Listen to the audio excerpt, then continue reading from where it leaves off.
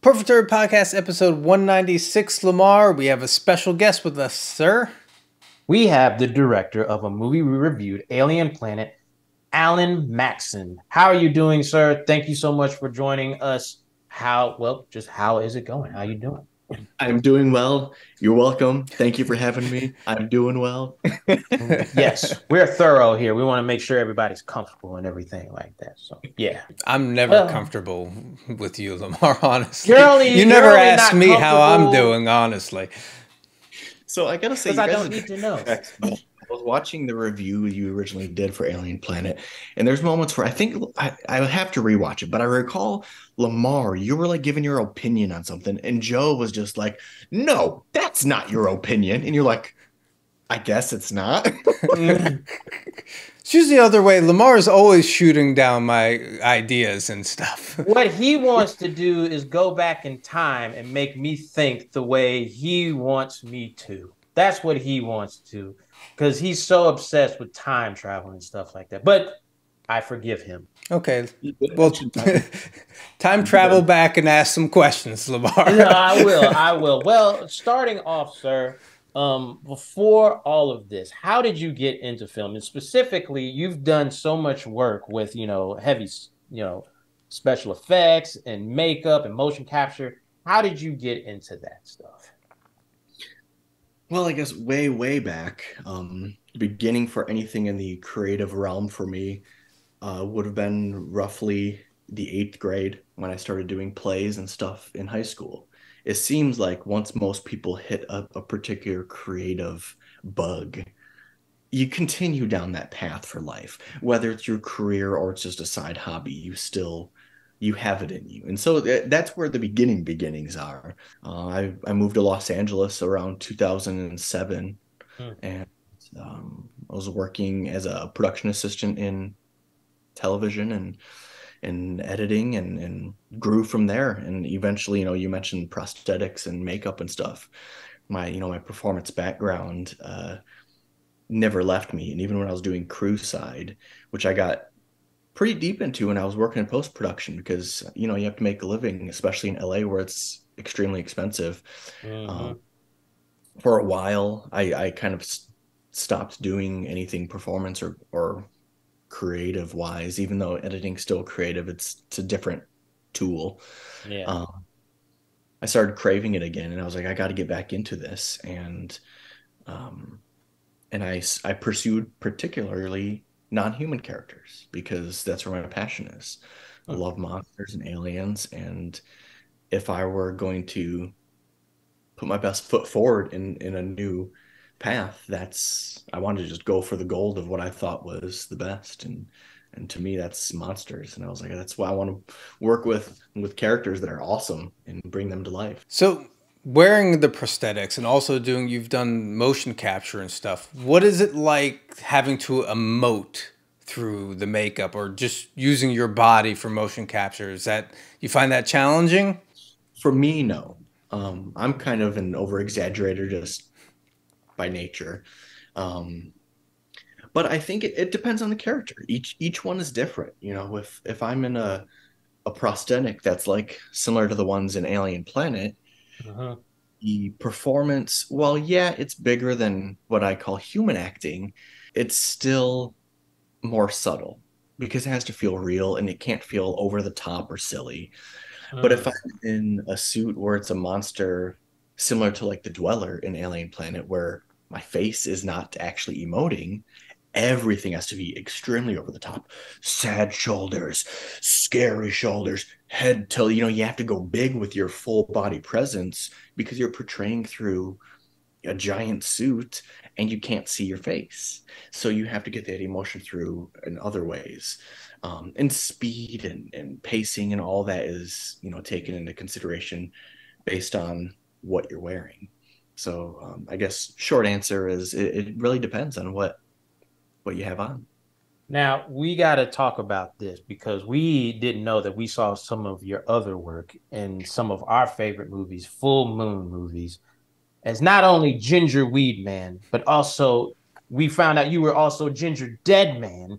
And so how did you come to work with one of our favorite studios, Full Moon Studios? How did you come to work with them? Well, I have to clarify. I'm the mouth, so I don't Well, voice.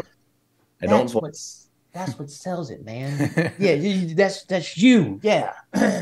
So I actually got my start in Full Moon because I forget where I was at some sort of networking event, and I met John Lachago, who he has directed a handful of things at Full Moon. I think his most famous ones there are the Killjoy movies. We were talking about my performance as creatures and different stuff, and he's like, "Well, I have this thing coming up for Full Moon, and I think your skills would translate to it." And he told me, I believe it was the first thing I did. Man, I'd have to, I could be wrong. Someone might correct me on it, but I think my first thing was a commercial for Full Moon, and it was the Ginger Dead Man talking. And he's like, I want your mouth. He's like, you're not voicing it. We already have a voice actor for it, and it's a puppet, but we want your mouth.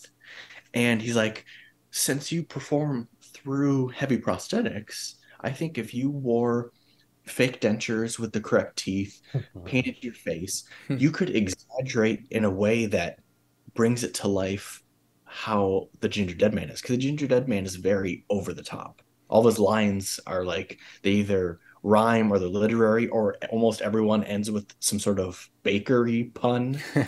um, and so he talks like this, and has lots of tongue. Hello, I'm Ginger. And so he wanted it to be that. And that was kind of my start. And I worked well with John and everyone else there. And I got to meet Brooks Davis and Charlie, and we all kind of Shout became out to friends. Davis Brooks. Yes. Brooks, the Brooks. Yes. homeboy, we all love him. Mm.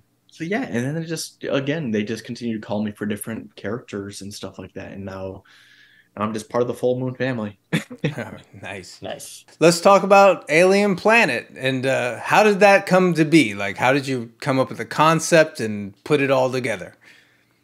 Yeah, so Alien Planet is a story I've been wanting to make for a very long time. My favorite movies, ever since I was earlier than I can even remember, have always been science fiction films like, Enemy Mine, Alien Nation, V, all of those movies that usually it's a human and an alien and there's social commentary. Um, it's usually about something like being invaded or they're taking our water, they're taking us. But the undertone of the moral of the story is usually about different ethnicities or groups of people that don't get along that the moral is we should. Don't treat each other badly. Don't do that. That's not nice. Look inside yourself. Those type of morals. And they've been my favorite forever. And you can name a million movies that are like that. And I wanted to add to it because in current day, we don't get that kind of science fiction anymore. We barely even get science fiction. If you ask, a Gen Zer what's sci-fi, they're going to say Marvel and Star Wars, and neither of those are actually science fiction. And I think it's a shame. I think science fiction is fantastic, and we need more of it in the world. So I wanted to bring it to everyone. And I originally came up with the concept of the story many years ago, but I had to slowly build myself kind of a reputation of being a writer director. So I made a film that was very bad, but it was made on an extremely small budget. But the point was just to make something. And then after that, I made a short film that I knew had to be actual good quality. So I put in good time and money into a very, very short 10-minute piece that displayed that. And then by then I was finally ready to make Alien Planet, which involved a huge long process of making a trailer and crowdfunding and hopefully getting the money and then shooting it and all of that. So it was quite the long process for me personally to make the movie. But I'm glad I did because I've always wanted to. And so now there I am with the thing that I've always wanted to make. Well, one thing we saw was the passion that had to go into like the makeup and stuff like that, because that stuff is what, like you said, and I mean they do that kind of makeup still, but it's not as prevalent as it used to be. like, you have where they try to do like the motion capture and then they add on to it, but this looked like it was like on the actual actors' faces. How was that process and how long did it take to get them in like all of that stuff for like the whole movie and everything like that? Well, the process, again, I guess there's no easy answer for Alien Planet. But the process was long because, I had a very particular look I wanted. And it all goes back to movies like, Enemy Mine, I think, is the better example for the makeup because Louis Gossett Jr., he gives such an amazing performance in that movie. He steals the show Mhm. and he's completely covered in this beautiful prosthetic. And it also goes back to, I think, current day stuff where when you do see that level of prosthetic, it's usually a background character. They don't give a big performance. And so I wanted to go back to the main character, but take it a step farther and actually have zero humans and make them all like that. Which another thing I'm hoping the internet might either agree with me or prove me wrong, but I think it's the first movie with live action actors to have zero humans. We'll have The to only research this. Yeah, Dark Crystal, but that's puppets. So I'm not sure. We'll find out if someone can correct us on this. Joe, get on it. Yeah, But thank you. Yes. so back to your original question of making prosthetics is first I hand drew um, what I wanted the characters to look like, and I'm not the best artist, so it looked like garbage. It looked like a 5-year-old drew it. So I also took screen grabs of images from all of the movies that I thought would reference these characters. I did close-ups of lips from other characters, scales from others, Mm. color from others, eyes from others, and I kind of mixed matched and made a PDF character breakdown of what I wanted every character to look like. Then after that, I gave that to an artist who could draw it much better than me, which is where we got actually this image from. Oh, He cool. drew this. I actually drew this image, but it looked like a 5-year-old drew it. And I asked him, I was like, Aiden, can you turn this into something that looks professional? He did it. We used this for the crowdfunding poster. We raised the money. And then I added this to those PDFs and I took that to the sculptors, Todd Tucker and Martin Astles at Illusion Industries. Mm. Um, they did things like they most recently did the new Leatherface for the Chainsaw movie. Cool. Uh, they did, I believe on IMDb, I saw that they're currently working on the new Toxic Avengers remake. Oh, All okay. right. So he's done some amazing stuff. And if you look up Todd Tucker, he has a career of amazing makeup. And him and Martin sculpted these prosthetics. And then I also took characters like the Dweller and Gyri, the same PDF breakdown, and I gave those to Tom Devlin at 1313 Effects, who does a lot of full moon stuff. And he created them. But when we were working with the aliens, after Todd and Martin sculpted those, the next step is we had to take it to the foam fabricator. So there's another production company that took it after there to pull all the foam. Mm. And because these things are not reusable, we had to have one for every actor for every shooting day. Oh, wow. So we had about 55 prosthetics. Yeah. And after that, I took them to Alexis Payanessa, who she was our lead painter and makeup head on set. And she spent months, probably 4 months before filming, maybe even more. It's funny because it feels like forever ago now. I could be wrong with my numbers, but she spent months pre-painting all 55 prosthetics because they had to, if it was example Locke, she had to look identical every day. We can't have her changing her character. And so they all had to be identical, but also because of money and schedule, we didn't have time to paint on set.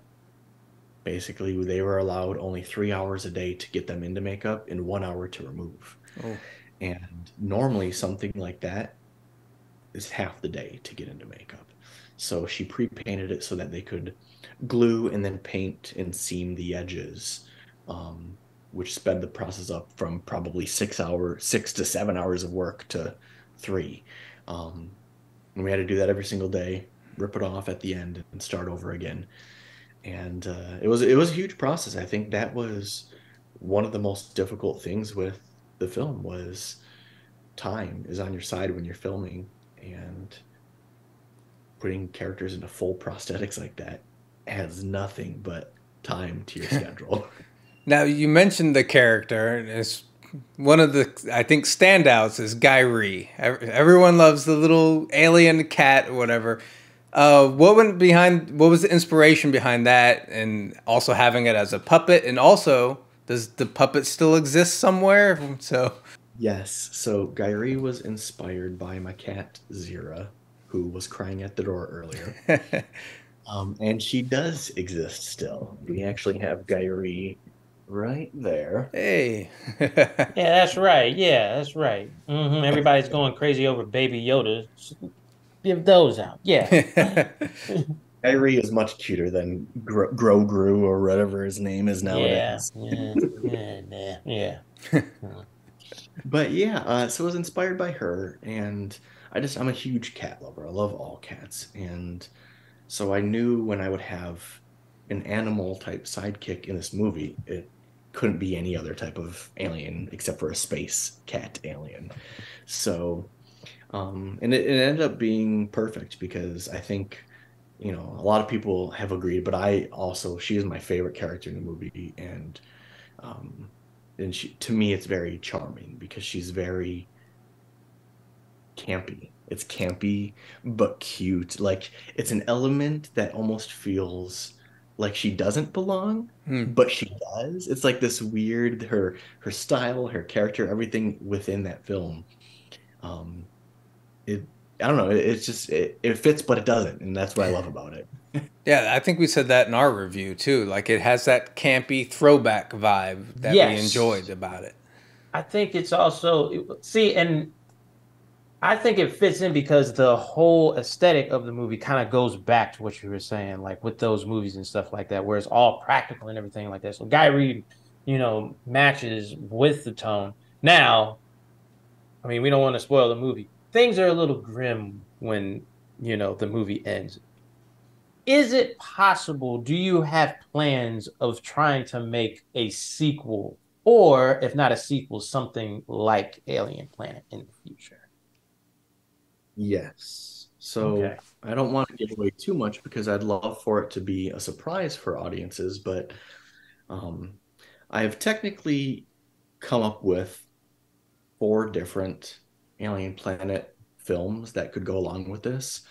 But I think for realistic, actual desires within me, there's two. There's two that I think would make this one movie a complete awesome trilogy, and I would love to bring it to life. And the movie works by itself as one, but if I could do these two other films, I feel like it would be a perfect circle with the three of them. So hopefully one day I can get enough funding to be able to do them because each one unfortunately gets crazier and crazier. So I think the budgets will probably increase, which is one of the hardest parts about indie filmmaking is having to come up with the money for it.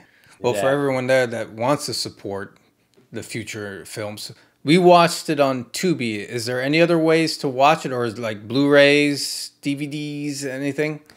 All of that. So if you go to alienplanetfilm.com, there's links to all the options. It's on Tubi, Amazon, Apple, um, Blu-ray, and a handful of other platforms. But the one thing that I guess I'll push if you're a film buff is the Blu-ray has two behind the scenes featurettes that you can't watch on streaming. So you can only get that on the Blu-ray. Oh, okay, cool. Yeah, Which is that's cool because it shows a lot of the behind the scenes stuff with all the practical effects that, the reason why I think if anyone likes Alien Planet, they're mostly practical effects lovers. I mean, that's the big draw for this film. And so I think if you like it, definitely get the Blu-ray because you'll like the making of. It looks like it took a lot just behind the scenes anyway. So yeah, that would be interesting to see. But well, unfortunately, because of world events, we're in a strike right now. and everything like that. Yeah. Now, once it is over, who would you like to work with? What are your aspirations later on, in this crazy thing we call the film industry? Well, it's an interesting question because you never really know who you work well with until you end up working with them. Mm, Um, so I guess I would have two versions of this. Is one is anyone who I feel like, the universe, the world, whatever you want to call it, connects me with to work with, I feel like is meant to be. All the people I've worked with in the past, we talk about Full Moon, like, Brooks and John Lachago, and we work so well together, and it was all just happenstance. It just connected, and now, I will always consider both of them lifelong friends, and those are the best people to work with. But then there's also, I think if I had a dream, damn, I'd love to work with Tim Burton, uh, mm. Jim Carrey. Now, I'd probably add Dave Filoni. It used to be George Lucas, but he's retired, so Dave Filoni would be amazing to work with. But yeah, there's so many great people out in the industry. We'll see what life allows. So I mean, anyone that can complete a feature film, kudos to you. So you've done it. Do you have any advice to the young filmmakers out there now that you've done it? You've been through it. So what do you say? Make one. I would say don't worry about if you have $0, it doesn't matter. You have this. Just film it on your phone and cut it together on your computer and put it online. Like the world is so different compared to when we were all children. Like you couldn't make a movie unless you had actual film. I don't think digital cameras became really relevant until I'm assuming you guys are similar age to me, but the digital cameras weren't relevant until almost college. Yeah. So it's like Pretty much. if you want to make a movie, just make one. It doesn't matter if it sucks. My first movie sucked. Just make one, get it done. The other thing I would suggest is don't waste your money on college. Look, boy, you're almost about to open us up to another conversation because I think we've both noticed, like what you said is just make those movies. And some of the people we've talked to, like there's people that have gone to film school, there are people that teach it, there are people that just do it. And a lot of the times we notice that people that just do it and get like better, they really do continue on, because I feel like sometimes what happens in a school setting, they get you so narrow minded, where when you get out into the real world, it's kind of like you have to do way more problem solving than you really thought you had to. Because you were talking about like the prosthetics and stuff like that. Yeah, you can go to school for that, but it's kind of like you don't know what's going to happen. Like you don't know how much time you're actually going to be allotted. So a lot of it is just really, trial and error with definitely filmmaking. So yeah. Yeah, and I always say too, I've had a lot of young people ask me similar questions, and particularly the people who are either going to college or looking to. And I always say if you're lucky enough or privileged enough, whatever words you want to choose, to have someone else pay for it, whether it be parents, government, any of the categories of things that give you money, do it. Sure, why not? Learn. If you have to take out a loan and you personally pay it back, don't waste your money. Genuinely, like I've worked in the industry for 15 years and it's not even on my resume. No one gives a shit. And all it does is cost me money every month while you pay it off for 30 years. So don't go to school unless you want to be a doctor or a lawyer. That's honestly some of the best advice that we've heard on here. What's going to happen? Are all our colleges going to come for us, Joe, and stuff like that? They're going to be like, shut them down, shut Perfect Turd podcast down. They're telling kids the truth. We could start our own Perfect Turd University. Oh yeah. Well, we have a joke in, what I do on the side when I'm not creature performing is I'm a television editor. and us editors have an internal joke where we call it polishing turds. So, you could have the Turd Podcast University, the perfect Turd University. I'm down for it if you are, Joe, because let me tell you something. We've watched so many movies. Well, sir, we're gonna say that yours, shows like the passion and everything like that, the great filmmaking, and then we see some and we're just like, no one polished this one, but No, they didn't waste their time. no, nobody. They went a telling quick, the proper- and that was it. exactly. So, yeah, man. Shoot. Yeah. Anyways, before we let you go, where could people find you online? We talked about where to find the film, but if people want to connect with you, all your social media. Yeah, I am on Monster Maxson is my hashtag or at symbol. What do you call it? Profile name on all the social medias. Monster Maxson, or if you just look up Alan Maxson, I'm usually the first one that pops up. It's not a too common of a name, so yeah. Cool, man. Well, yeah, we thank you for joining us. Everyone, go watch the film. If you didn't see our review and that wasn't enough to convince people, do it now. Go watch Alien Planet. Very cool. Tubi. It's on Tubi. So yeah, Tubi. Watch it there. Exactly. So. Yeah. And I gotta ask everybody too, if you watch it, please leave a review on IMDb. It helps not only does it help filmmakers and actors and everybody learn, because if you critique it and you put things that you either didn't like or you wish, helps us grow, but at the same time it helps the film find its correct audience. Because if you're reading those reviews and you read that it's clearly a movie that's a low budget version of Enemy Mine, you're not going to go in thinking, oh, this is Star Wars. You're going to go in with the correct expectations and you're going to like it a lot more. So review it. Leave us a review. We love it. We love hearing what everybody thinks, and it helps the movie find its true audience. So awesome. Yeah. Awesome, man. Cool, man. Thank you. Thank you very much, sir. Peace, man.